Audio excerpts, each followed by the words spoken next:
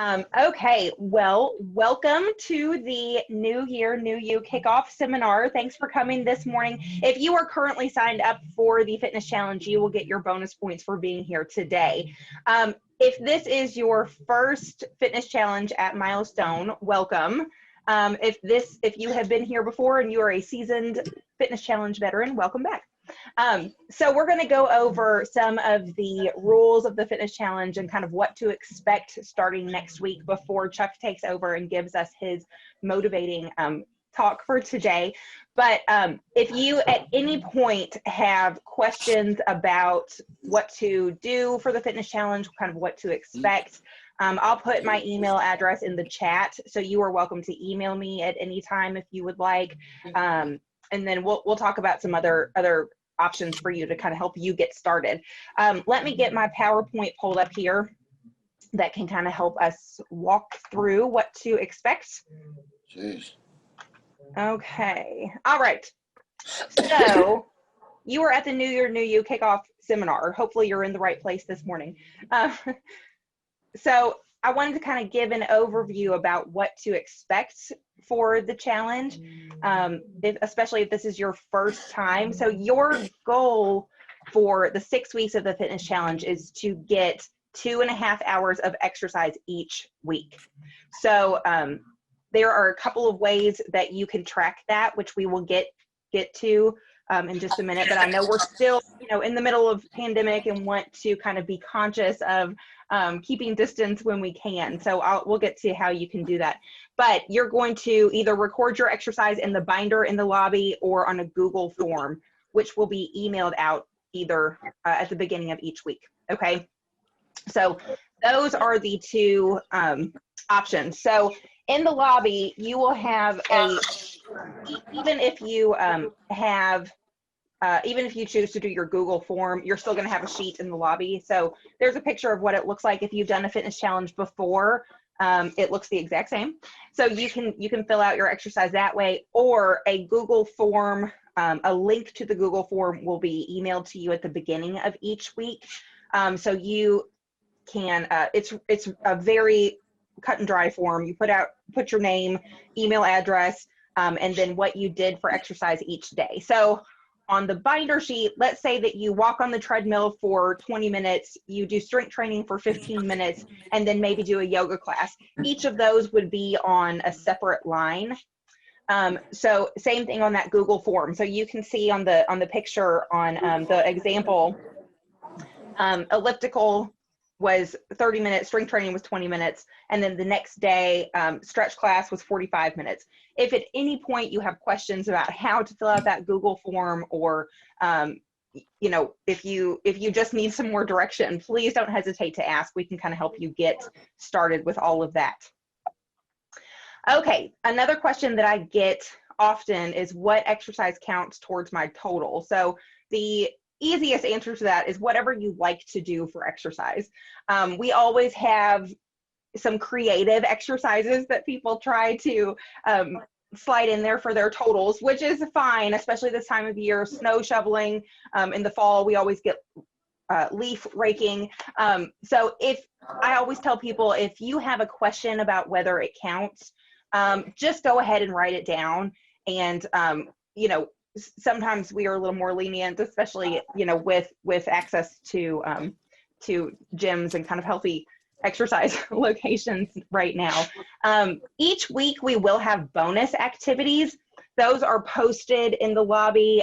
They are also, we'll email them out with your Google form at the beginning of each week. But so we start off this week with individual cardio. Okay. So but each week, each time you participate in that bonus activity, you will get 30 bonus minutes of exercise. So that is how that works. And you can get up to 2 hours of bonus minutes of activity each time total for that week. So that is how the bonus activities work. Okay. Oh yeah, and then if you're not sure if an exercise counts, just write it down and we'll award points if it counts. Oh, I see my house shoes over here. Hey Chuck, can you see who that is? Can we mute them?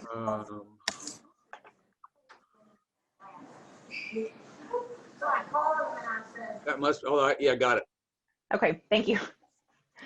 Okay, so let's get to the fun part, weekly prizes. So each time that you come into Milestone to exercise, you are going to put your name on a snowflake to be entered into the weekly prize. So I know not everyone is coming into Milestone right now, so this is a little bonus for those of you who are exercising at Milestone. If you have not been back to Milestone to check it out, to kind of see some of the safety measures and spacing that we have implemented, I invite you to come back, even if it's just to kind of walk around to figure out, you know, where you might be most comfortable and how you could make this a comfortable environment for yourself too. But we have done a great job, you know, implementing spacing with the equipment, and also we have wipes as well as spray bottles with cleaner set all around, so you are welcome to use any of those. The fitness staff has gone overboard to ensure cleanliness is at an even higher level than what we normally have here at Milestone. So we would love to see you in here, but I understand if you're not quite ready to come back yet. So exercise done outside of Milestone does count towards your weekly total.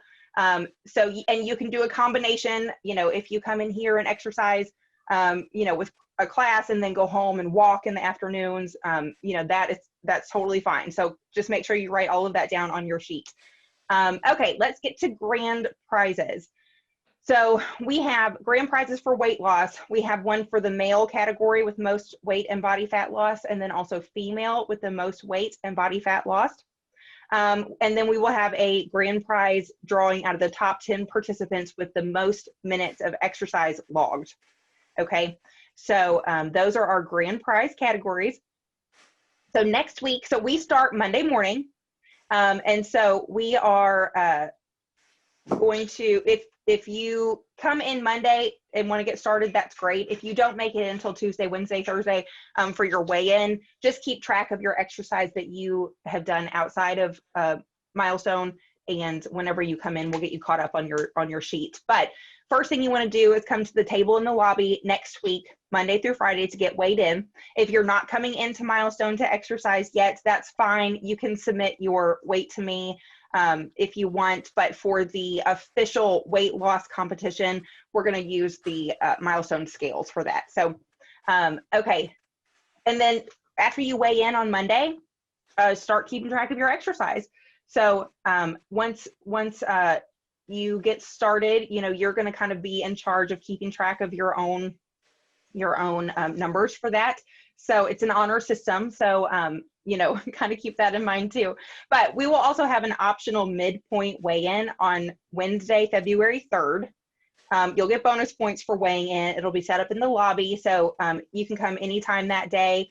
Also, if that day doesn't work, I know we have a lot of medical professionals who might work, you know, 7 a.m. to 7 p.m. I understand, like, that day doesn't always work. So if you want to come sometime that week, just ask a fitness specialist and they'll get you weighed in. Okay, any questions? So there's my email right there. I'm going to put my email address in the chat over here too. So if you have any questions about anything, and sometimes questions don't arise until you're into the challenge and you have started it, and then, you know, you might jog your memory about something that you wanted to ask. So if any point during the challenge you come up with something and you're like, well, you know, this wasn't really covered and I don't know, you know, what the parameters are, please feel free to ask. But otherwise, excuse me, you are all set as far as what to expect with the challenge. You'll weigh in Monday, starting Monday, so you can weigh in any day next week, Monday through Friday. But then just start keeping track of your exercise. So if you need help getting restarted with an exercise plan at Milestone, and that is something that has kind of kept you from coming back to the gym, email me at that email address and we can get you set up for a fitness coaching session. So then that way we can make sure that you have the tools that you need to be successful in your fitness challenge. Okay.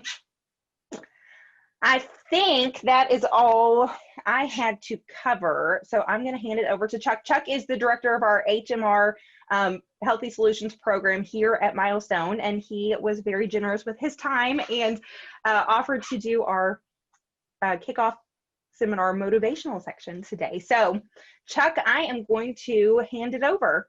Okay. Well, thank you. Well, first of all, congratulations on joining this challenge and working on being fit. One of the grand prizes I saw, the grand prize was for most weight loss. So if that's your category of interest, going for the most weight loss, I'll give you some tips here that will be very beneficial for you. Let me go ahead and I'll share my screen just a little bit here. There we go. So, you know, I love this picture. How many of us all grew up with Jack LaLanne? I know I did. First, I like to run an open class. I teach classes. I teach classes every single night during the week with about 20 clients each that are my clients. And I usually run an open forum. In other words, people, it's very engaging, back and forth. So it's just not lecture. If you are, if you feel comfortable in muting yourself and knowing that you can be quiet, no background noises, that'd be fine. You can contribute. Otherwise, you should be professional enough, I guess, to unmute yourself and then mute.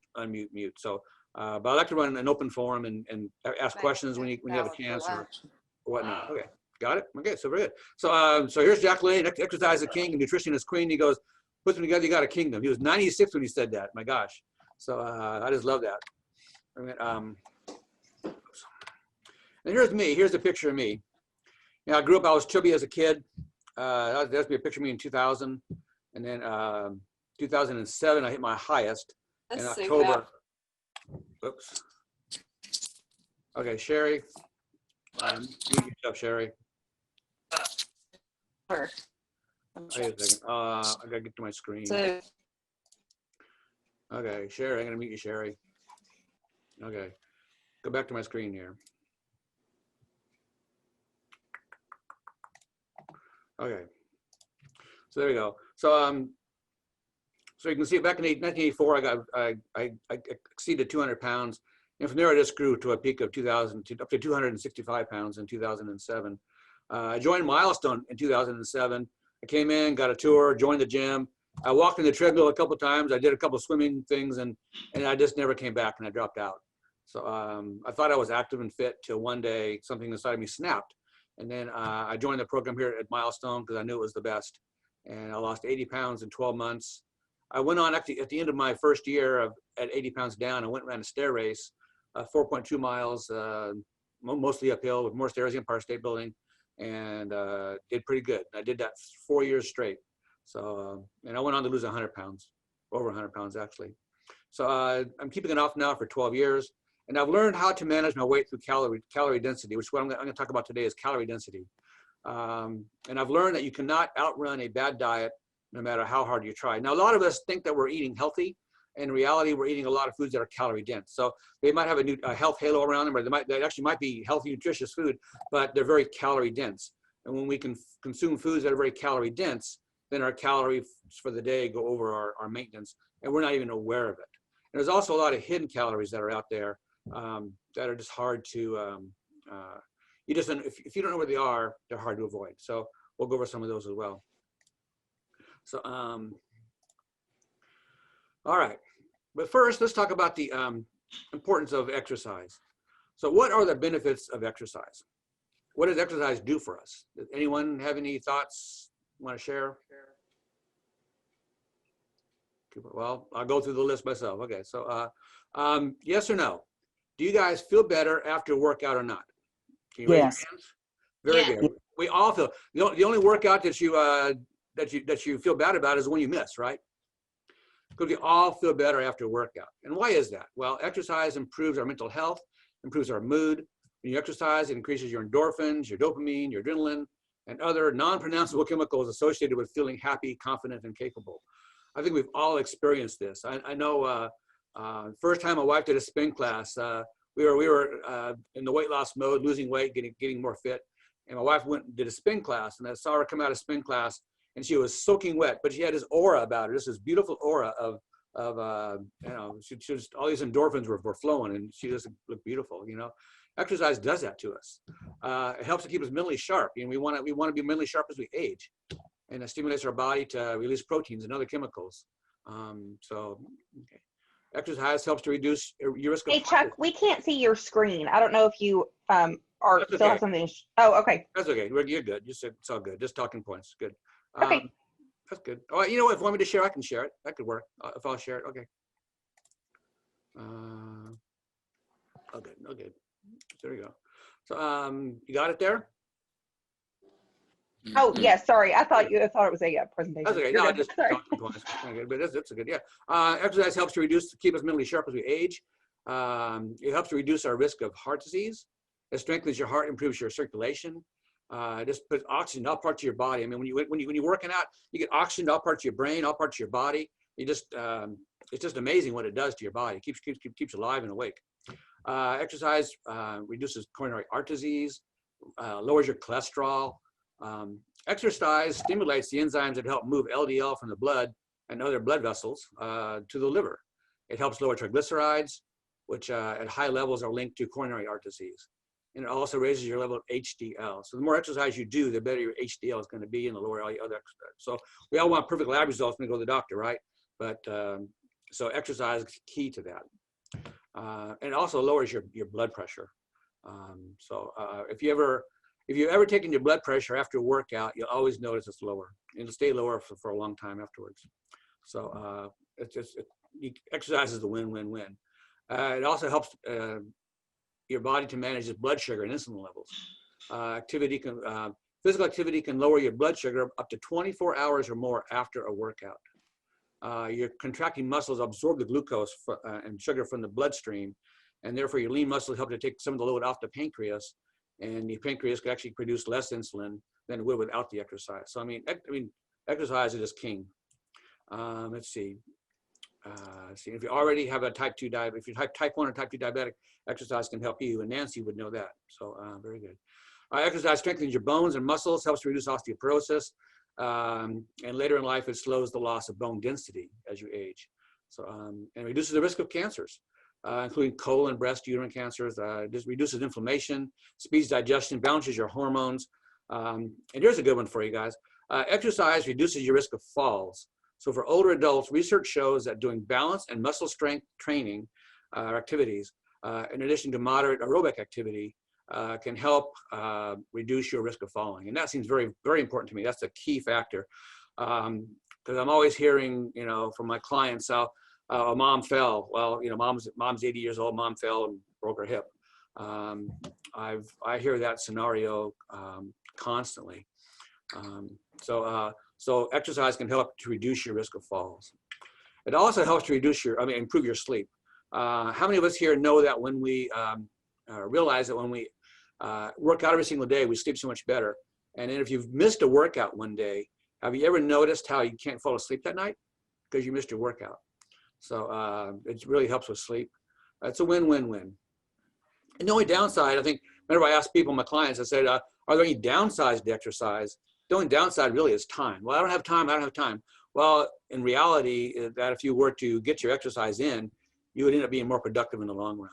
I can't tell you how many times I've sat here working on a project, and just been stuck. I get up, walk around the building, and come back, and then I'm done in no time. It just increases your productivity immensely. So don't think you don't have time for the workout, because you do. It's a win-win-win. So let me go ahead, and I got to share another screen here. Stop the share there. I'll go back to here. There we go. Go there. Okay, good. So so that was me, and then here's some good slides right here. Exercise prevents heart disease. So here's a nice graph that shows how the risk of coronary heart disease. Hey, Chuck, we can't see your new share. I'm sorry. I think you have to stop this share and then, okay. Go to the next one. There we go. We got it. Great. Thank you. Okay, I thought it was just screen share. Okay, I apologize. Okay, good. I'm not used to multiple screen sharings. Oh, there we go. Can you see that slide now? Yes. Okay, very good. So PA prevents heart disease. More is better. You can see that just 30 minutes a day reduces your risk of coronary heart disease by 54%. This is a study of 72,000 women over 8 years. So that's very, I mean, that's data. So 54% reduction in heart disease by just 30 minutes a day. That's amazing. And then next one is protects against colon cancer, 59%. So once again, just exercise 30 minutes a day can reduce your risk of colon cancer by 59%. And then type 2 diabetes. Once again, 30 minutes a day of exercise can reduce your risk of type 2 diabetes by 46%. That's a study with 70,000 women for 8 years. That's just amazing. And also brain volume. They did a study with, they measured brain volume before and after exercise, and they found that brain size was actually, brain volume was increased after exercise. Now, let's get to the heart of the matter here.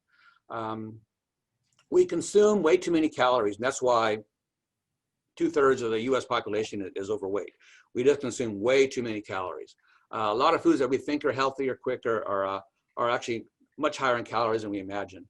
I remember grabbing a muffin at the gas station or anywhere, just a muffin. The average muffin is between like 400 and 467 calories. Some are even higher, actually. I found one that was 540 calories once for just a small muffin. So my plan that day was I was going to eat half of it when I saw the calories. I only ate half the muffin at 270, and you know what? 2 hours later, guess what? I ate the other half. So way too many calories for just something simple like that. So some simple substitutions can really help you with this. So eat this, not that. Like a shake or a smoothie. Take your favorite protein powder. I like the HMR protein powder.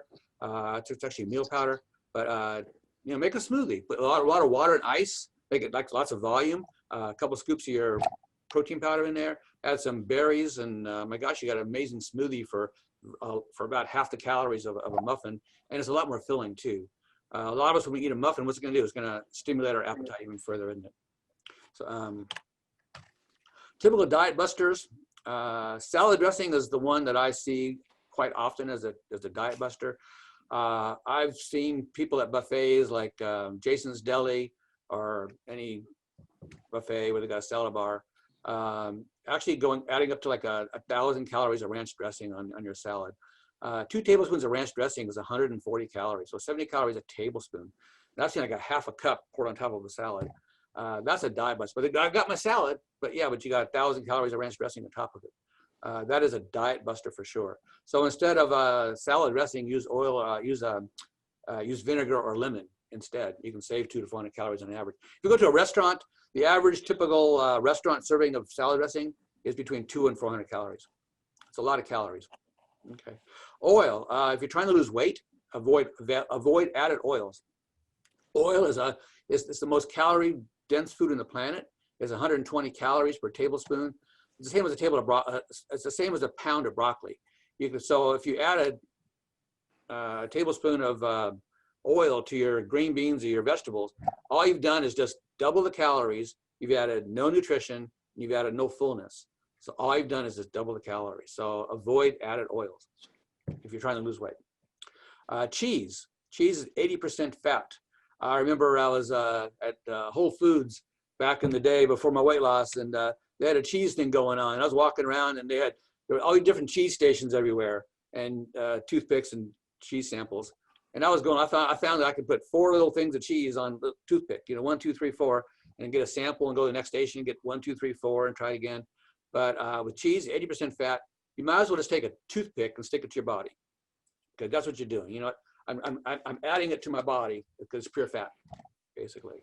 Nuts have some health benefits to them with minerals, but basically all the minerals that are in nuts you can find in other foods as well.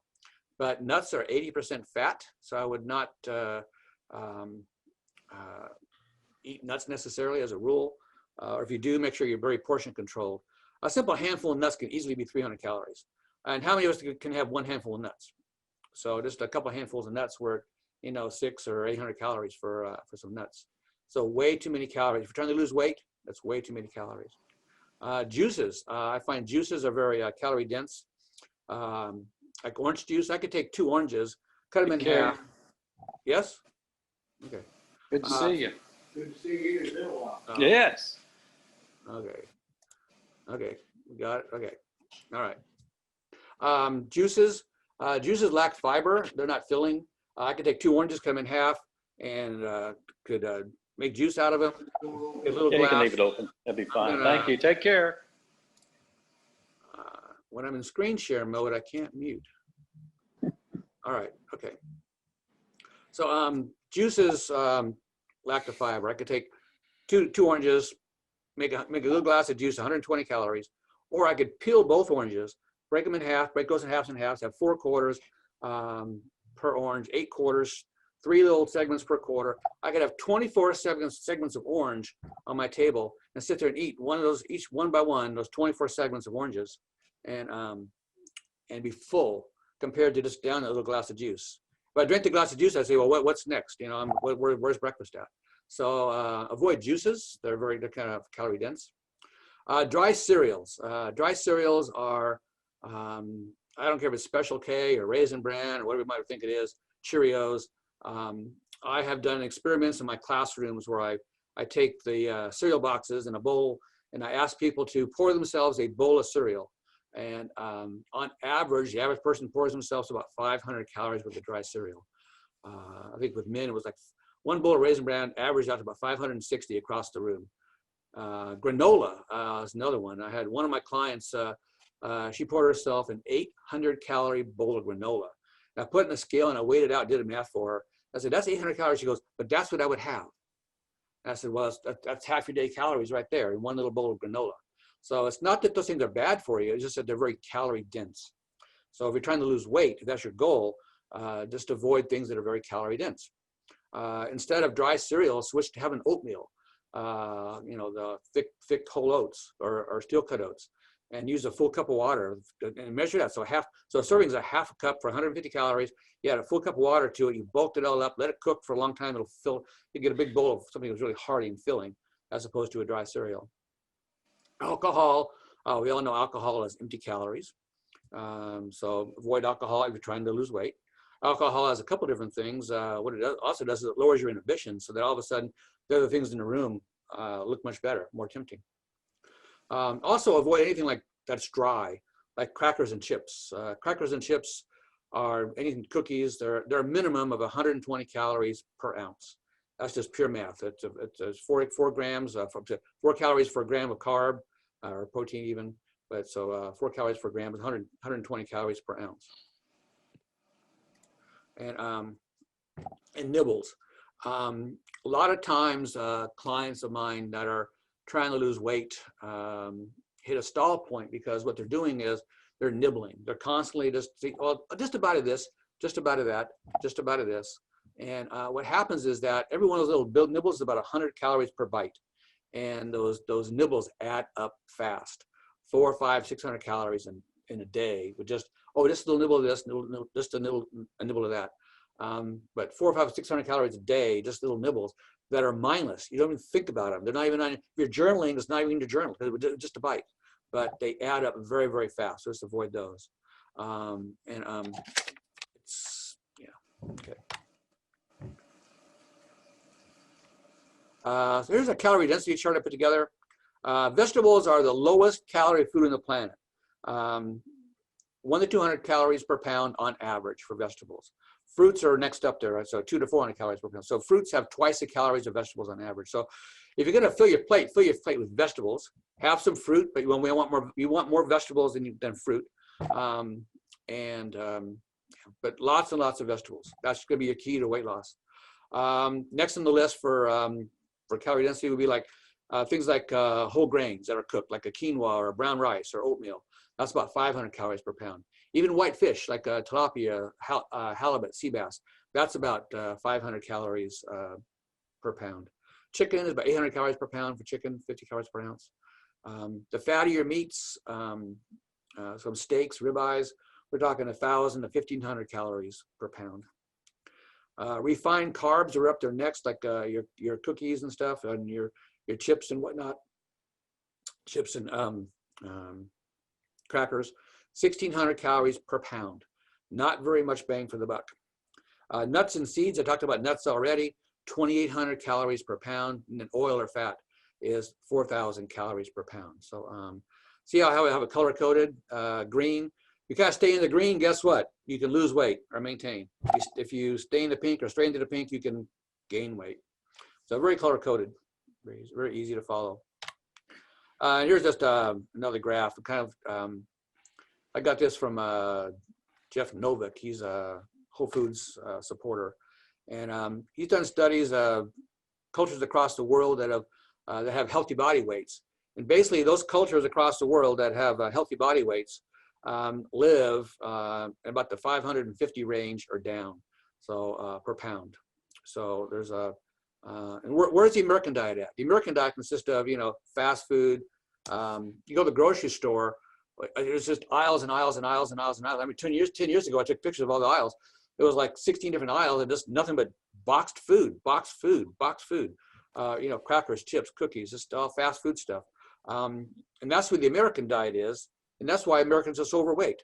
But if we can stay in that bottom part of the grid there where the green is, we can actually lose weight or maintain a healthy weight.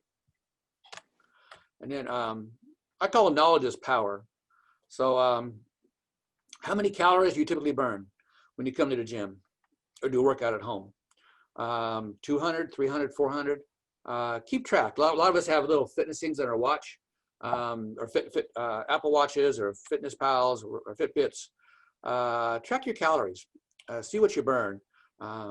If you don't have a device, I can give you a chart you can use to follow. And you can calculate your body weight by activity and multiply by minutes and get a number. But I'd say the average person that I observe working at the gym, I only burn 200 to 300 calories. And I see people that come in and 40 minutes later they're out, and they've gone to the locker room and they're out in 40 minutes. A lot of people come and stay longer, do classes, but even in a high intensity class, you can only burn up to 600 calories. So that's 10 calories per minute. But know how many calories you're burning up. So that's, first of all, know how much you're burning off, know what your workouts are consisting of, and get a number for it, name it. Then, if you can just put a price on certain things.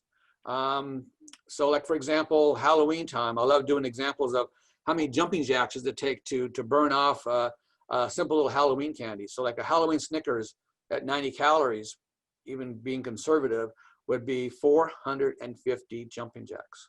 So I've had my clients say, okay, here's a Snickers, little Halloween Snickers bar. Everyone stand up and we're gonna do 20 jumping jacks. And then we do 20 jumping jacks and they're out of breath already. And then I said, okay, now you know what? You gotta do it like 20 more times. Or so they said, no way. So they'll not do the Snickers bar. But once you know how many calories you're burning in a workout, and if you can put calories to the foods that you're wanting to eat, or your little snacks or treats, then you can actually equate the two. You can say, well, can I pay the price? 10 corn chips, tortilla chips, 140 calories. Well, just 10 chips, Chuck, 140 calories. You would need to be on the treadmill for 28 minutes to burn that off. That's the average person, 180 pounds, walking about 3 miles per hour. So 28 minutes on the treadmill to burn off 10 tortilla chips. 5 chips with queso. Queso seems to be popular, but cheese is 80% fat. So 5 chips with queso, 235 calories, would take 47 minutes in the treadmill, 1,125 jumping jacks, or 29 minutes in a spin class. So some of you might be more active but do spin classes or high intensity classes, but still 29 minutes in a spin class to burn off 5 chips with queso. So before you do something, ask yourself, is it worth it? 5 little Oreos. Oh my gosh, if I was going to go get a package of some Oreos, I wouldn't just grab one. I'd grab 2, 3, or 4, maybe even 5. But 5 Oreos at 275 calories would be 1,300 jumping jacks, almost a full hour on the treadmill, and yeah, it's not worth it. How about it's Girl Scout cookie time? I see them on the news now. You can order your cookies online. 4 Samoa cookies, 75 calories a piece, 300 calories. So it'd be 1 full hour on the treadmill, 1,500 jumping jacks. You got the message now, I think. So what are some other things that we want? So so Melanie, you might be in white wine and cheese and crackers. I don't know, but some of your clients might be. But 1.5 glasses of wine with cheese and crackers is 600 calories. It's 2 hours in the treadmill to burn that off. So you had a very healthy day. Throughout the day, you did pretty good. But then you splurged at nighttime and had your wine and cheese. Handful of nuts. I know before I lost my weight, I would kill a whole sleeve of Thin Mints. Back in the day, a whole sleeve of Thin Mints was 800 calories. Now it's only 675. So, yeah. And here's a funny story. Cheesecake Factory. The average slice of cheese goes from 870 to 1500 for Cheesecake Factory for a slice of cheesecake. It's 1100 on average for a slice of cheesecake. That would be 5,500 jumping jacks. It would be over 2 hours in a spin class. But I remember back when my wife and I were losing weight, we just walked our furthest walk. We'd walked to the summit and back the week before, and we did it again from our house. So it was 5.2 miles from our house to the summit. And as we walk on a Saturday morning, and the next Saturday morning, we're doing the walk again, 5.2 miles. And my wife says, she goes, you know, I think we're in the Cheesecake Factory tonight. We had our salad all picked out, you know, exactly what we were going to order, low calorie option. She says, I think I'll have a slice of cheesecake tonight. And I looked at her and I said, well, you'd have to walk all the way from our house to the summit, and then summit back, and from our house back to the summit again, and then from the summit back. So she said, no, I think I'll pass. So once you're able to put a price on things, you can actually avoid them. It's more easier to avoid them. So just thought, yeah. Okay. So some possible takeaways from today's meeting. I think you have to know how many calories you're burning. So as you're filling out your chart for Melanie's stats, know how many calories you're burning. And then you have to know how many calories. And then also, you need to know how many calories are in the foods that you're eating. Name it. If I eat this is going to cost me one spin class. This is going to cost me an hour or two on the treadmill. So just name it. If you're not willing to pay the price, then don't do it. So you have to know where the hidden calories are as well. We go out to restaurants. If you go out to, say, Panera's restaurant and order a half of a salad, half of an Fuji apple salad, the salad dressing is going to be 200 plus calories, like 280. I think it's 280. So order the salad without the dressing. You know, avoid those things. Know where the calories are, and be aware of the foods that are calorie dense, like, you know, the nuts, the chips, the crackers. Just know those foods that are calorie dense. Live in the green with lots of fruits and vegetables, lots of lean proteins. Actually, a proper filled plate would be about 1/4 of a protein, maybe 5 ounces of protein in the corner, and then lots of vegetables around it would be your plate. So live in the green, avoid the pink. And most of the foods that come across as healthy, such as they have the name gluten-free, keto, reduced fat, contains whole grain, etc. All those foods are very calorie dense. So just avoid those foods and enjoy your workouts, and you should do good. Any questions? Okay, you can unmute yourself. I need some alcohol now, but I can't. I know. George, I miss you. So you got to, okay, so you know what, compute the calories, you know, so you know, a glass of wine is 150 calories. Well then, you know, well, or a glass of bourbon, whatever it is, that, well, you know what, I'm gonna go spend an hour in the spin room and burn it off. So as long as you're willing to pay the price, then it's okay. All right, any other questions? Anyone learn anything? Was anyone surprised by anything? I think it was good reminders. I was Okay, surprised by the nuts. I was surprised by the nuts. Oh yeah, pecans are 200 calories per ounce. I think walnuts are 180. Almonds are 160. I think peanuts are 160 per ounce. That's a shot glass full. Very, very calorie dense. So we think we're eating healthy. Now, you need nuts. Well, my sister has her methodology for nuts is on Sunday afternoon she will roast 14 pecans, 14 almonds, and 14 some other nut, and she'll roast them in the oven, and then she'll put them in little cups, and she puts them on top of her oatmeal. So she put 2 almonds, 2 walnuts, 2 pecans on her oatmeal in the morning. So she has it all measured out pre ahead of time. So portion control, she knows exactly what she's getting. So that way she's getting the benefits of the nuts and the omegas, but without all the calories. So just a thought. Yeah. Okay. Anybody else? Good. All right. Well, thank you, Chuck, for your time this morning and information. That was great. I do want to make sure that everyone who is here this morning gets your bonus points. So if, let's see, I had a couple. Anna If you just in the chat wanted to put your name to make sure, I don't know exactly who you are on my list, and then also who is RLR? What is your full name? Oh, he's muted. Will you unmute him, Chuck? I asked her to unmute, but I don't know. I can't unmute. Okay. Bob Red. Bob Redman. Okay, very good. That's who I suspected, but I wanted to double check and make sure. So I want to make sure you get those bonus points. So again, like as the challenge is getting started next week, if you have any questions about the Google form, if you want to start filling out on the Google form and then you end up coming back to Milestone, you can switch to the filling it out yourself in the binder, whatever works. So, but if you have any questions beginning next week, don't hesitate to ask. Again, my email is in the chat. And then just let us know how we can help you. So thanks for coming this morning. And then we look forward to seeing you starting Monday morning for your weigh-in. You can weigh in anytime next week, Monday through Friday. Okay? And congratulations, and good luck each and every one of you. Very good. Thanks. Thank Great. you. Very good. Thank you. Thanks, guys. Have a good day. Care. Thank you, Melanie. Sure. Thanks, Chuck. All right.